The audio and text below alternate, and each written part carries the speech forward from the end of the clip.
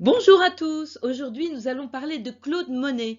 Claude Monet, alors je vous rappelle que nous avons déjà parlé de Vincent van Gogh dans une vidéo précédente et nous avons également parlé d'Édouard Manet. Eh bien nous allons rester dans le même siècle, 19e siècle, le siècle des impressionnistes. Alors Claude Monet est né en 1840 à Paris, son père est épicier, donc rien a priori le prédestine à une carrière d'artiste comme celle qu'on lui connaît.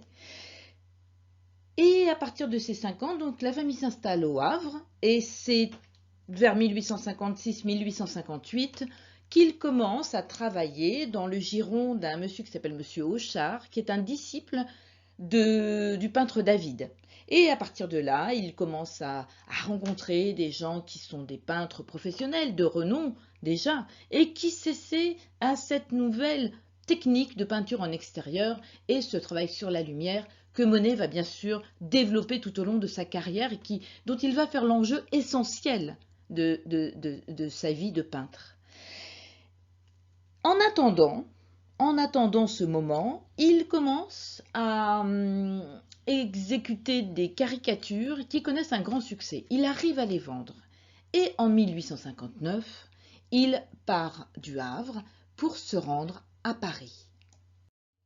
Et voici un des multiples exemples de caricatures que Monet a pu exécuter dans la première partie de sa vie d'artiste.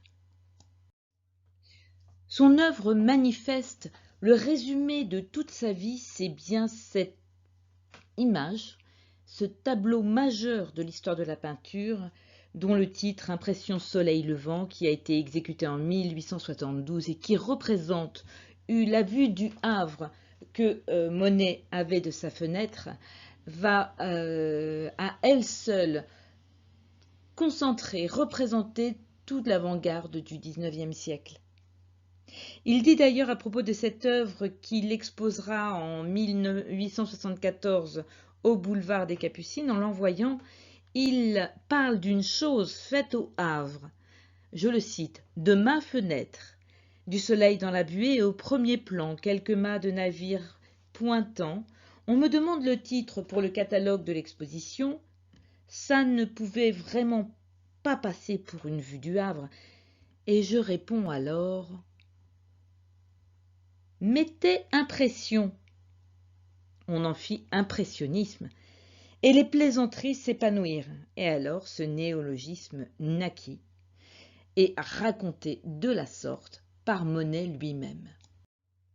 Cet art qui a été aussi qualifié par certaines critiques comme bouffonnerie ridicule et absurde, touche également les paysages d'hiver, les paysages ruraux, les paysages enneigés, comme en témoigne ce tableau qui s'intitule « La Pie ».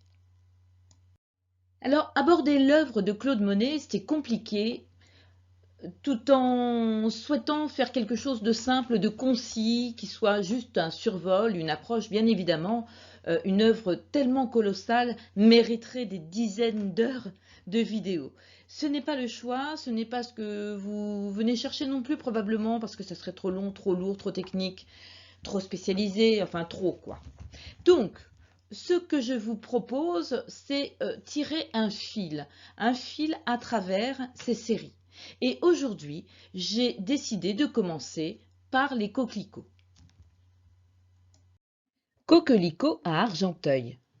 C'est à l'âge de 33 ans que Monet exécute ce tableau, lorsqu'il vit encore à Argenteuil avant de s'installer, bien sûr, définitivement à Giverny. Argenteuil est encore alors un endroit de campagne d'une grande ruralité et qui va pouvoir inspirer notre peintre avec ses paysages constamment recréés par les mouvements quotidiens de la lumière en fonction des heures du jour. Cette huile sur toile d'un format moyen est intitulée Les Coquelicots, mais elle porte d'autres titres et notamment Coquelicot de promenade. Elle connaît un immense succès dès qu'elle est présentée en avril 1874 lors de la première grande exposition impressionniste chez le photographe Nadar. Plus précisément, cette exposition s'est tenue du 15 avril au 15 mai 1874 au 35 boulevard des Capucines, à Paris bien sûr, chez le grand photographe de l'époque, partisan de l'avant-garde. Dès lors, la toile connaît un glorieux destin. D'abord achetée par Paul Durand-Ruel, marchand d'art et grand amateur de la peinture impressionniste, premier à leur faire confiance et à en détecter tout le talent, puis Ernest Duez en devient le propriétaire avant que ce soit le tour de Jean-Baptiste Faure, qui est également un grand collectionneur. Puis c'est Moreau Nélaton qui l'acquiert pour en faire donation en 1906 avec son immense collection qui a fait l'objet d'une magnifique exposition par le passé d'ailleurs. La donation de 1906 rassemble des artistes très importants comme Descamps, comme Fantin-Latour, Manet et quelques nabis, Delacroix également. Et d'abord conservé au musée du Louvre, le tableau rejoint rapidement les collections contemporaines du musée d'Orsay où on peut encore l'admirer. Cette huile sur toile représentant un champ de coquelicots distribué à gauche de la surface peinte, dessine une ligne oblique partant du premier plan à droite jusqu'au registre médian gauche dans sa partie supérieure. Deux groupes de 2 personnes animent la composition qui fait cependant la part belle à la nature. Le premier groupe au premier plan, campé sur la partie droite, représente un enfant portant canotier et marinière, semble-t-il, et une dame portant chapeau et ombrelle à la prestance élégante. Il pourrait s'agir de Camille Doncieux, première femme du peintre dont la relation avait provoqué une rupture entre Monet et sa famille, et l'enfant pourrait tout à fait être leur fils Jean. Il avait à ce moment-là 6 ans. Un autre groupe, constitué lui aussi d'une femme et d'un enfant, il est quant à lui campé au second plan, registre médian sur la gauche.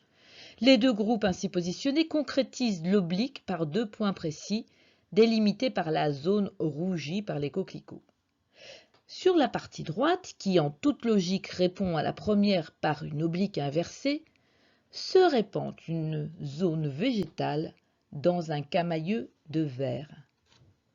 À l'arrière-plan, une ligne d'horizon scandée par la verticalité d'arbres et par la maison imposante se situant au centre de cette ligne, sépare le tableau en 2 registres, terre et ciel. Ce dernier, dont le bleu sous-jacent est maculé de nombreux nuages blanchâtres, tient une place importante dans la composition et contraste avec les couleurs d'une nature en éveil. Et voici un détail de ce champ de coquelicots, ainsi que le buste du jeune garçon qui serait Jean Monnet. Et l'on voit bien en quoi consiste cette technique qui semble presque inachevée et qui consiste à juxtaposer des touches de couleurs plus ou moins claires qui relèvent de la lumière qui vient frapper chaque élément naturel, chaque élément qui compose le tableau. Voici un second exemple de tableau représentant des coquelicots. En fait, Monet en a exécuté une série de 4 et ce tableau se distribue un petit peu sur le même schéma, c'est-à-dire un registre inférieur présentant un tapis vert jonché de coquelicots plus ou moins clairs et un registre supérieur, un petit peu plus important d'ailleurs dans sa dimension, constitué d'une ligne horizontale scandée d'arbres donc représentant des verticales allant jusqu'au bord de la composition et un ciel bleu clair, beaucoup moins chahuté que sur le tableau précédent, avec quelques nuages qui jonchent ce tapis bleu. Alors, à propos de cette série qui a éveillé l'admiration de Clémenceau, qui était critique d'art et amateur d'art et collectionneur, il dit de cette série représentant les coquelicots, il dit, je le cite, « J'ai souvent raconté comment un jour j'avais trouvé Monet devant un champ de coquelicots avec 4 chevalets sur lesquels, tour à tour, il donnait vivement de la brosse à mesure que changeait l'éclairage avec la marche du soleil. J'eus le sentiment d'une étude d'autant plus précise de la lumière que le sujet immuable accusait plus fortement la mobilité lumineuse. C'était une évolution qui s'affirmait, une manière nouvelle de regarder, de sentir, d'exprimer, une révolution. Eh bien, je vais terminer sur ce magnifique chant de coquelicot mon intervention d'aujourd'hui et vous dis à très bientôt pour une autre série du peintre impressionniste majeur du 19e siècle, Claude Monet. Peut-être aborderons-nous la gare Saint-Lazare, peut-être les Nymphéas, peut-être. À bientôt. Au revoir.